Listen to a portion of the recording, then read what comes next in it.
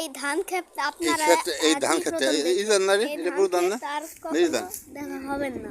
এই ধান, এই এটা হলো ধান ক্ষেত একটাই। কত নম্বর জাতি? 29 তো অনেক ফলন হয় রে, 29 অনেক ফলন হয়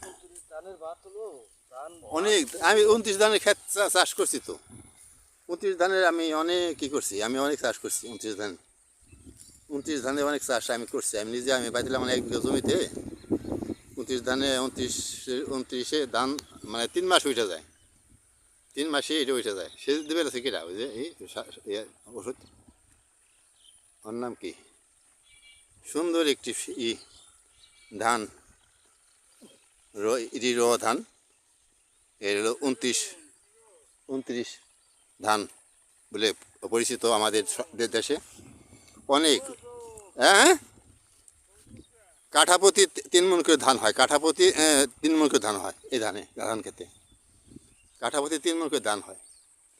আমার 1 বিঘে 1 বিঘে বইতে আমার ওই ধান হয়েছিল অনেক, 52% বিঘায়, কিন্তু এখানে 33% বিঘা, তো এখানে সেই তুলনায় একটু কম। কিন্তু এই সুন্দর একটি ধানের ব্লকটা করছে কার্তিক চন্দ্র সরকার বৈরাগী, কার্তিক চন্দ্র বৈরাগী।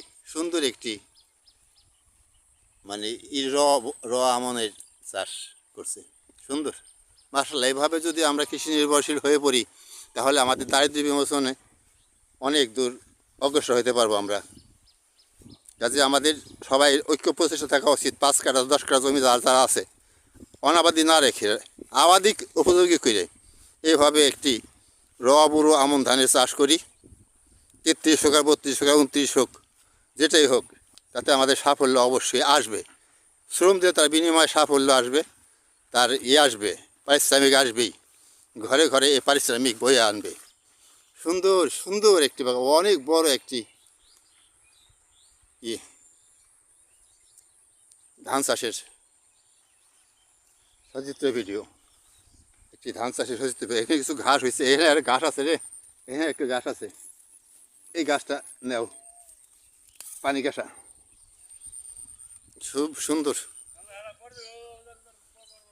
খুব সুন্দর একটি ভিডিও, খুব সুন্দর একটি ধান।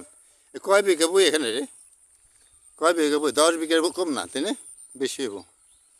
10 বিঘা জমির উপরে একটা